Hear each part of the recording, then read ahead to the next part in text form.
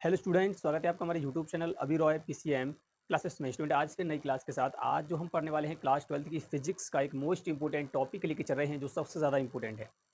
Student, आज इस video में जो हम पढ़ने वाले हैं ये वीडियो का लेक्चर नंबर 28 है।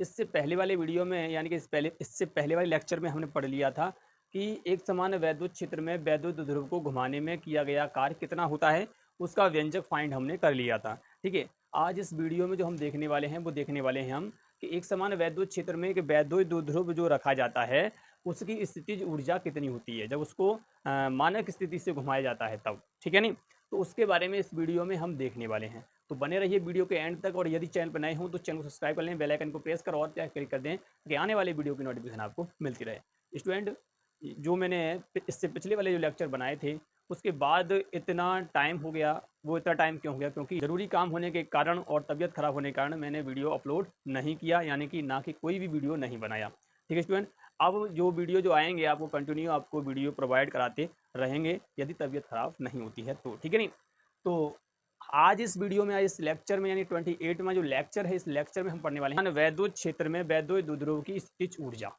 इसके बारे में इस वीडियो में देखने वाले हैं।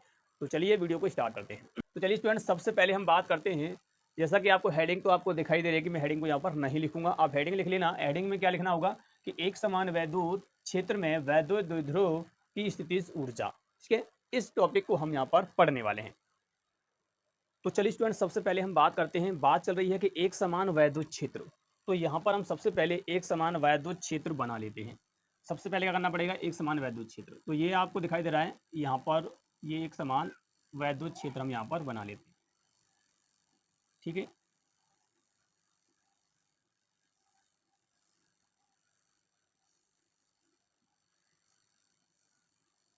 ठीक है स्टूडेंट, ये एक समान वैद्युत क्षेत्र हमने यहाँ पर बना लिया। ये वैद्युत क्षेत्र रेखाएं हैं जो कि मैंने यहाँ पर ड्रॉ करी हैं। ये वैद्युत क्षेत्र रेखाएं हैं जो कि यहाँ पर मैंने ड्रॉ कर दिए हैं। इस जो ये क्या है, एक समान वैद्युत क्षेत्र है। इस वैद्युत क्षेत्र में हेडिंग में लिखा है वैद्युत द्विध्रुव की स्थितिज ऊर्जा के बारे में। तो इस वैद्युत क्षेत्र में एक वैद्युत द्विध्रुव रखा गया है। क्या रखा गया है? एक वैद्युत द्विध्रुव।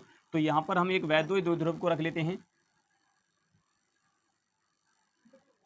ये आपका यहाँ पर क्या है, एक वैद्युत द्विध्रुव है। ये मैंने यहाँ पर वैद्युत द्विध्रुव को रख लिया है। ये थीटा कोण पर यहाँ पर रखा गया है। कितने पर रखा गया है? थीटा कोण पर। आपको पता है कि वैद्युत द्विध्रुव क्या होता है? वैद्युत द्विध्रुव होता है दो समान परमाणु के विपरीत आवेश अल्प दूरी पर स्थित होते हैं, तो इस प्रकार बनने वाले निकाय को वैद्युत द्विध्रुव कहते हैं। तो यहाँ पर ये कि वैद्युत द्विध्रुव है, आपको पता है कि यहाँ पर होता है माइनस क्यू आवेश, तो यहाँ पर माइनस क्यू आवेश और यहाँ पर होता है प्लस क्यू आवेश। इनके बीच की जो दूरी होती है स्टूडेंट वो कितनी होती है? वो 2L होती है। कितनी होती है? 2L होती है। ठीक है, तो ये आपका एक वैद्युत द्विध्रुव बन गया ए और बी वाला। ठीक है नहीं, ए और बी वाला एक वैद्युत द्विध्रुव यहाँ पर बन गया। ये एक समान वैद्युत क्षेत्र में थीटा कोण पर रखा गया है। जैसा कि हमने पिछले लेक्चरों में पढ़ लिया था कि वैद्युत क्षेत्र जो होता है कि आवेश पर क्या लगाता है? बल लगाता है। अगर प्लस आवेश है तो अपनी डायरेक्शन में बल लगाएगा, और यदि माइनस आवेश है तो उसके विपरीत डायरेक्शन में बल लगाएगा। तो इस पर क्या होता है स्टूडेंट, समझिए कि यहाँ पर ये प्लस क्यू आवेश जो आपको दिखाई दे रहा है, इस पर बल लगता है वैद्युत क्षेत्र की डायरेक्शन में। इस प्रकार से ऐसे बल लगेगा। ठीक है नहीं, यहाँ पर जो बल लगेगा वो इस प्रकार से लगेगा, प्लस आवेश पर लगने वाला बल है ये। ठीक है नहीं, तो यहाँ पर मैं एफ बी लिख देता हूँ। और इस पर जो बल लगेगा, ये माइनस क्यू आवेश है तो इस पर विपरीत डायरेक्शन में बल लगेगा, इसे मैं एफ ए लिख देता हूँ। ठीक है, समझ में आ रहा होगा। मैंने क्या किया है, एक समान वैद्युत क्षेत्र में एक वैद्युत द्विध्रुव को लिया है जो कि थीटा कोण पर रखा गया है। अब देखिए वैद्युत क्षेत्र जो है वो प्लस पर अपनी डायरेक्शन में बल लगाएगा और माइनस पर अपने विपरीत डायरेक्शन में बल लगाएगा। अब ये वैद्युत द्विध्रुव जो है घूमने की कगार पर है। घूमेगा, क्यों घूमेगा? क्योंकि आप बताइए, एक बल इस पर इस प्रकार से लग रहा है और एक बल इस प्रकार से लग रहा है, तो ये दोनों जब बल लगेंगे तो यहाँ बल युग्म बनेगा और इस प्रकार से ये घूमेगा। तो यहाँ पर ये जब ये घूमेगा तो यहाँ पर एक टॉर्क उत्पन्न होगा, क्योंकि ये जब घूमेगा यूँ करके तो यहाँ पर क्या होगा, एक टॉर्क उत्पन्न होगा। इसे हम टॉर्क से दिखाते हैं, बल आघूर्ण कहते हैं। क्या उत्पन्न होगा? एक टॉर्क उत्पन्न होगा जो कि इस वैद्युत द्विध्रुव को घुमा करके वैद्युत क्षेत्र की डायरेक्शन में लाने का प्रयास करेगा। ठीक है, तो ये टॉर्क काम करता है, क्या काम करता है कि इस वैद्युत द्विध्रुव को घुमा करके इसके समांतर लेके आए। ठीक है, तो इस पर एक बल आघूर्ण काम करता है। हमें क्या करना है? हमें तो यहाँ पर स्थितिज ऊर्जा ज्ञात करनी है, और ऊर्जा की परिभाषा यही होती है, कार्य करने की क्षमता को ऊर्जा कहा जाता है। तो पहले हमें इसको घुमाना होगा, और घुमाने पर कितना कार्य करना पड़ेगा, वही कार्य जो होगा वो क्या कहलाएगा? स्थितिज ऊर्जा कहलाएगा, यानी कि ऊर्जा के रूप में संचित हो जाएगा इस वैद्युत द्विध्रुव में। समझ में नहीं आया? यानी समझिए जब इस वैद्युत द्विध्रुव यहाँ पर रखा है तो ये घूमेगा। अब जब घूमेगा, जब घूम करके यहाँ तक आएगा, मान लो यहाँ समांतर आएगा, तो इस पर जो कार्य किया गया वही कार्य ऊर्जा के रूप में संचित होगा। ठीक है, अब देखिए ये घूमेगा इस प्रकार से। चलिए स्टूडेंट, अब हम बात करते हैं कि इस वैद्युत द्विध्रुव पर ये टॉर्क लग रहा है, इसका मान कितना होता है। हमने फाइंड कर लिया है, हमने पढ़ भी लिया है कि एक समान वैद्युत क्षेत्र में वैद्युत द्विध्रुव पर लगने वाला बल आघूर्ण, ठीक है नहीं, एक समान वैद्युत क्षेत्र में रखे वैद्युत द्विध्रुव पर लगने वाला बल आघूर्ण जो होता है उसका जो मान होता है वो स्टूडेंट कितना होता है, वो होता है टॉ बराबर होता है PE sine theta, PE sine theta होता है। ठीक है स्टूडेंट, क्लियर यहाँ तक। टॉ बराबर पी साइन थीटा होता है वैद्युत क्षेत्र द्वारा वैद्युत द्विध्रुव पर लगने वाला बल आघूर्ण। आप लिख लेना यहाँ पर वैद्युत क्षेत्र द्वारा वैद्युत द्विध्रुव पर लगने वाला बल आघूर्ण, ठीक है नहीं। तो चलिए मैं यहाँ पर लिख भी देता हूँ, वैद्युत क्षेत्र द्वारा, यहाँ लिखेंगे वैद्युत क्षेत्र, वैद्युत क्षेत्र द्वारा वैद्युत द्विध्रुव पर लगने वाला बल आघूर्ण, बल आघूर्ण। तो बल आघूर्ण होता है टॉ बराबर पीई साइन थीटा। कितना क्लियर।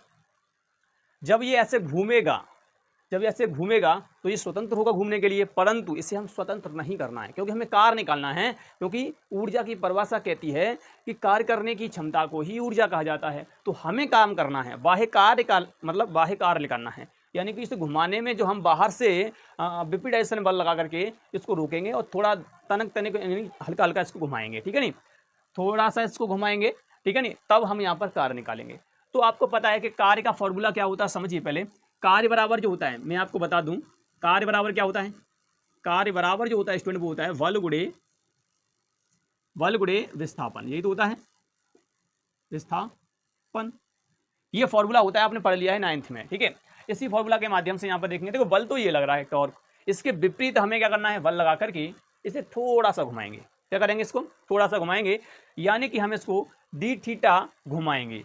यानी कि अभी क्या है, ये थीटा पे रखा है तो इसमें से हम थोड़ा सा और घुमा देंगे, आगे की तरफ ले जाएंगे। तो देखिए कुछ इस प्रकार से जाएगा, मैं डॉट डॉट लाइन से इसको बना देता हूँ इस प्रकार से। ये हमने इसको घुमाया है और जब ये घूम करके यहाँ तक आया तो ये कितना घुमाया, डी थीटा। डी थीटा मैंने इसको घुमाया, तब कार्य कितना करना पड़ा वो यहाँ पर हम निकालेंगे। तो निकालना होगा यहाँ पर वैद्युत द्विध्रुव को डी थीटा कोण से विस्थापित करने पर किया गया कार्य। तो लिखेंगे यहाँ पर वैद्युत द्विध्रुव, वैद्युत द्विध्रुव को डी थीटा कोण से विस्थापित करने पर, विस्थापित करने पर किया गया कार्य, किया गया कार्य। अब कार्य निकालेंगे तो भैया समझिए, हम इसको थोड़ा सा घुमा रहे हैं तो छोटा सा ही कार्य होगा। तो यहाँ पर होगा डी डब्ल्यू, क्या होगा, डी डब्ल्यू बराबर बल, बल कौन सा है, टॉ, तो टॉ, ठीक है नहीं। और यहाँ पर जो होगा ये हो जाएगा टॉ, और यहाँ पर डॉट लगाएंगे। देखो वेक्टर राशि होती है इसलिए हम बता रहे हैं, यहाँ पर वेक्टर राशि है तो इसको हम क्या करेंगे, मतलब वेक्टर राशि पर हम वेक्टर लगा करके डॉट लगाते हैं, ठीक है नहीं, क्योंकि वेक्टर राशि है तो मतलब सदिशों का अदिश गुणनफल होता है। तो यहाँ पर कितना है, डी थीटा, तो डी थीटा लेंगे, केवल परिमाण ले रहे हैं यहाँ पर हम, ठीक है, क्या ले रहे हैं हम, परिमाण ले रहे हैं। तो डॉट लगाओ या मत लगाओ, तो आप ऐसे भी लिख सकते हो, ठीक है, सिंपल है, इस प्रकार से लिख देंगे। आप समझिए यहाँ पर मान रखिए तो डी डब्ल्यू बराबर क्या हो जाएगा, टॉ का मान आपको पता है क्या है, P E sine theta, P sine theta और डी थीटा, ठीक है, इतना हो जाएगा। क्लियर यहाँ तक। छोटा सा घुमाया तब कार्य इतना निकल के आ गया। अब समझिए, अब हम इसको घुमाएंगे कहाँ से, थीटा से, थीटा 1 से थीटा 2 तक घुमाएंगे। थीटा 1 से थीटा 2 तक घुमाने में किया गया कार्य हम यहाँ पर निकालेंगे। क्योंकि यहाँ पर हम देखिए पहले मान लेते हैं कि हमने इसको यहाँ तक डी थीटा घुमाया है। अब क्या करना है, अब हम इसको थीटा 1 से थीटा 2 तक घुमाएंगे, डायरेक्ट यहाँ पर लेके आएंगे, ठीक है नहीं। पहले थीटा 1 फिर थीटा 2, तो थीटा 1 यहाँ, थीटा 1 2 यहाँ पर आएगा, ठीक है, इस प्रकार से हम यहाँ पे करना है। तो इसी को घुमाएंगे तो संपूर्ण कार्य यहाँ पर निकल आएगा, यहाँ तक घूम करके आएगा वहाँ तक, ठीक है स्टूडेंट, क्लियर यहाँ तक। तो इस प्रकार से हो जाएगा। चलिए अब हम बात करते हैं वैद्युत द्विध्रुव को संपूर्ण कार्य हेतु हम यहाँ पर निकालेंगे। अब क्या करेंगे, अब देखिए, अब समझिए ना। अब हम जानते हैं, क्या जानते हैं, वैद्युत द्विध्रुव को, तो यहाँ पर हम लिख देंगे, मैं 10 शॉर्ट में लिख देता हूँ कि ए बी को θ1 से θ2 तक विस्थापित करने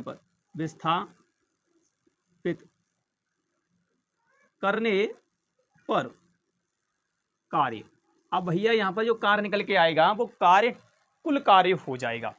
तो यहाँ पर देखिए हम किस प्रकार से करेंगे, θ1 से θ2 तो निकालेंगे, तो समाकलन कर देंगे क्योंकि हम करते चले आए हैं पहले ही, ठीक है। तो यहाँ पर कुल कार्य निकालेंगे, W बराबर इंटीग्रेशन लगाना पड़ेगा θ1 से θ2 और किसका कर रहे हैं, dw का, ठीक है।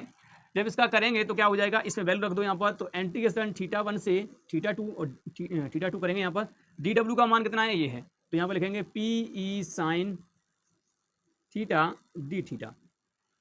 अब देखिए इसका समाकलन करते हैं, तो यहाँ पर समाकलन उसी का होगा जैसे यहाँ पर थीटा दिया है, डी थीटा है, तो थीटा का समाकलन हो जाएगा, तो यहाँ पर साइन थीटा का समाकलन हो जाएगा। पीई का समाकलन नहीं होगा, ऐसे बाहर निकाल लेंगे तो ये हो जाएगा W बराबर PE इंटीग्रेशन θ1 से θ2 साइन थीटा डी थीटा। अब देखिए साइन थीटा का होता है, क्या होता है समाकलन, माइनस कॉस थीटा होता है, क्या होता है, माइनस का कॉस थीटा होता है, तो ये हो जाएगा PE माइनस कॉस थीटा, और यहाँ पर लिमिट है θ1 से θ2, ठीक है, इस प्रकार से।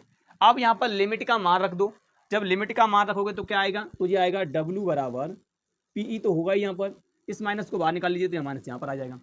जब यहाँ पर लिमिट का मान रखोगे, पहले रखेंगे अपर लिमिट कॉस θ2, थीटा की जगह पर माइनस लगाओगे कॉस θ1, इस प्रकार से हो जाएगा। ये आपका जो यहाँ पर कार्य निकल के आया है। आप देखिए एक काम करते हैं, यहाँ पर कॉस θ2 है, यहाँ माइनस कॉस θ1 है, तो इसको इधर लेके आओ, इसको इधर ले जाओ, तो ये माइनस यहाँ बाहर आ जाएगा, ये प्लस हो जाएगा और ये वाला माइनस हो जाएगा, ठीक है, क्लियर यहाँ तक। तो यहाँ पर किस प्रकार से हो जाएगा समझिए, अब यहाँ पर तो यहाँ हो जाएगा ये W बराबर PE कोष्टक के अंदर हो जाएगा कॉस θ1 माइनस के कॉस θ2। ये कार्य टोटल निकल के आया है जब हमने यहाँ से यहाँ तक घुमाया। क्लियर यहाँ तक, यहाँ तक समझ आया हो तो लाइक कर दीजिए वीडियो को।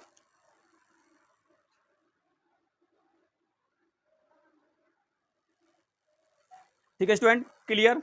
अब समझिए अब क्या करना है, हमें तो स्थितिज ऊर्जा निकालनी थी। यही कार्य स्थितिज ऊर्जा के रूप में संचित होगा, कब होगा समझिए, जब हम इस वैद्युत द्विध्रुव को मानक स्थिति यानी कि शून्य ऊर्जा की स्थिति से घुमाते हैं, तब होगा। अभी शून्य ऊर्जा की स्थिति में नहीं है, शून्य ऊर्जा की स्थिति जो होगी वो 90 डिग्री पर होगी। कहाँ पर होगी, 90 डिग्री पर होगी। जब इस वैद्युत द्विध्रुव को कहीं से लेके आएँ और 90 डिग्री पर ला करके छोड़ें, फिर यहाँ से घुमाएं, तब वो होगी स्थितिज ऊर्जा। तब घुमाएंगे ना, तब जो कार्य किया जाएगा वो होगा स्थितिज ऊर्जा, ठीक है नहीं। तो समझिए अब क्या करना है, अब आपको यहाँ पर लिखना है, देखिए वैद्युत द्विध्रुव को मानक स्थिति θ1 बराबर π/2 से थीटा तक घुमाने में किया गया कार्य। क्योंकि हम 90 से घुमाएंगे, अब कहीं तक घुमाओ, थीटा कुछ भी हो सकता है, 30 डिग्री 20 डिग्री 45 डिग्री 25 कुछ भी हो सकता है, ठीक है नहीं। तो यहाँ पर क्या लिखेंगे, अब लिखेंगे, अब AB को, मैं AB को लिखता हूँ यहाँ पर क्योंकि वैद्युत द्विध्रुव को, ठीक है नहीं। AB को मानक स्थित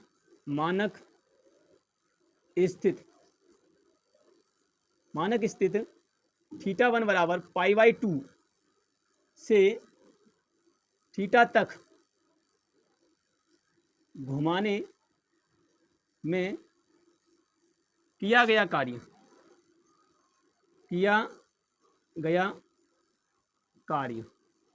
ये जो कार्य निकल के आएगा वही कार्य होगा तुम्हारा स्थितिज ऊर्जा।